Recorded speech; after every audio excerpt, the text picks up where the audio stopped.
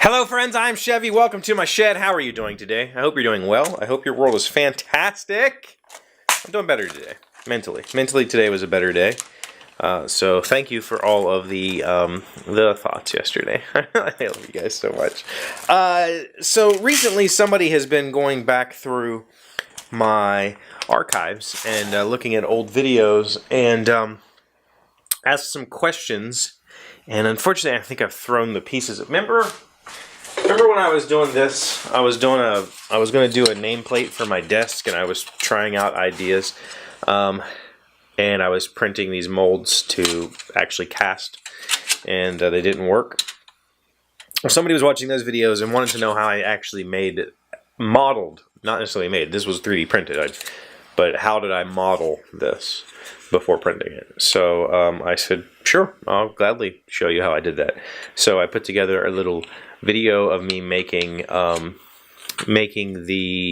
nameplate that will go someday when I get a new table saw, that will go on the table saw to commemorate those of you who have donated to the table saw fund. And so I'm just going to run that now, and I'll see you in a minute.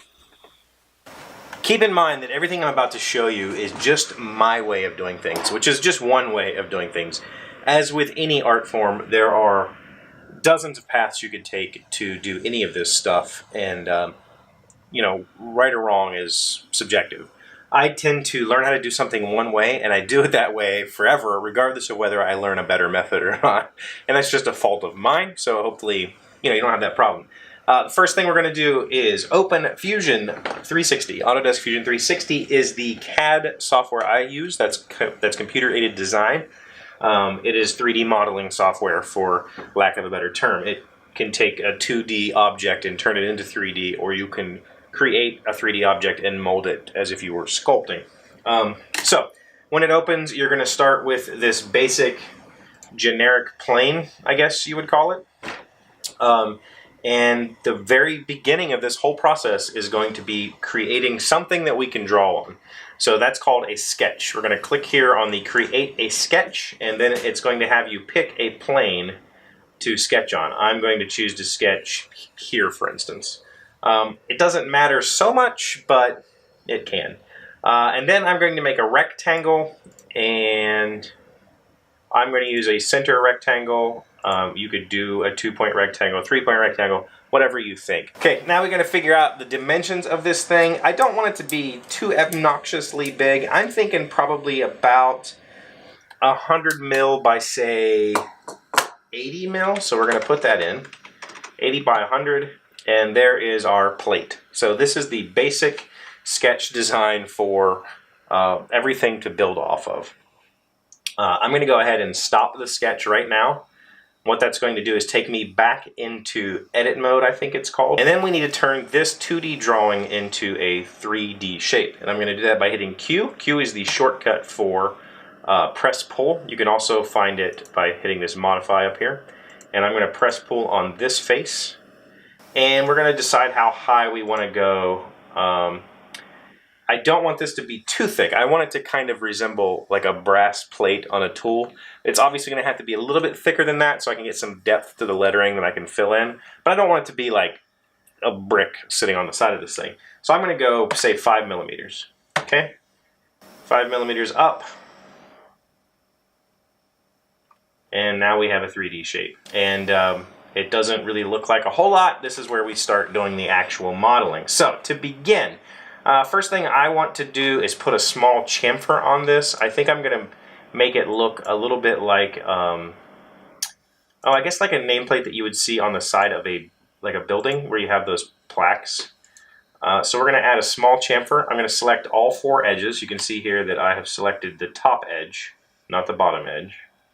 And we're going to choose to do a 2.5 millimeter chamfer. Hit enter.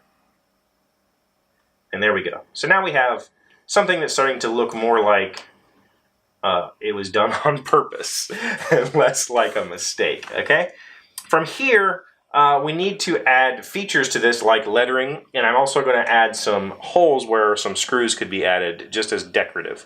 So what I need to do now is start a new sketch, and I'm going to start the new sketch on this front plane.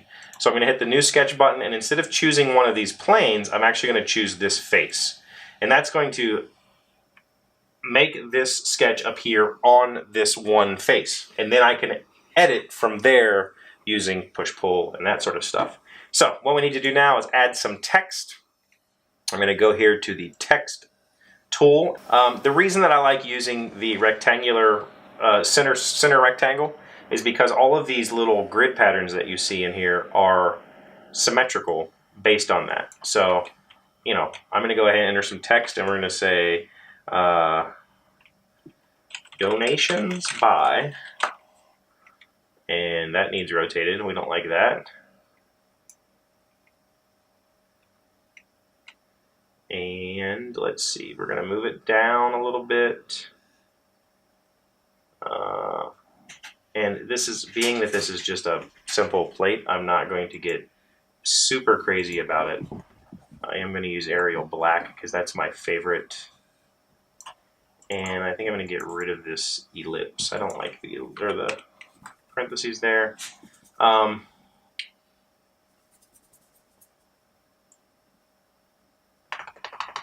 So I'm not going to actually bother snapping this to these, you know, snapping it to the center line or anything like that. I'm just going to simply align it by eye. It will be close enough, I promise. So now we have a little text there. Very simple. I'm going to add maybe a rectangle. I'm actually going to call it a rectangle. You could do this with a line, but it's not going to render as nicely once you go, whoops, once you will put this on, once you extrude this. So I'm going to go with another center rectangle. This will be then centered, roughly centered. And I'm going to make it 1.5 millimeters tall, so it'll be a very thin line. And we'll go 85, looked about close. Okay, so that added a little line there. And then I need to go ahead and put people's names in.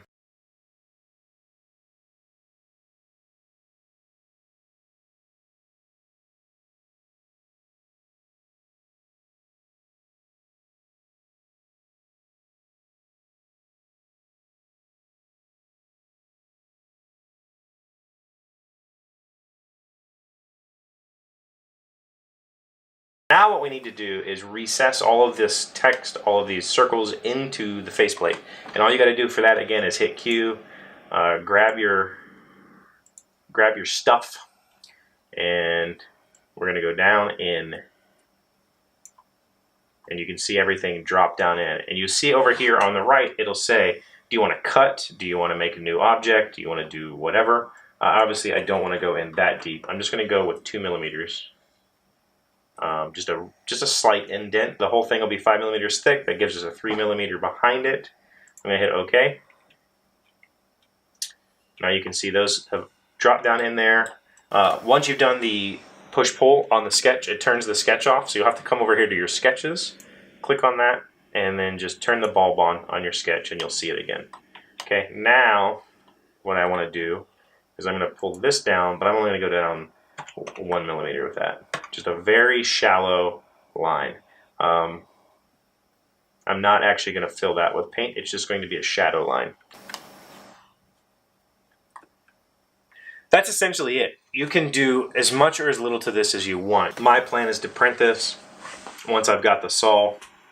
If anybody else donates, I'll add their names.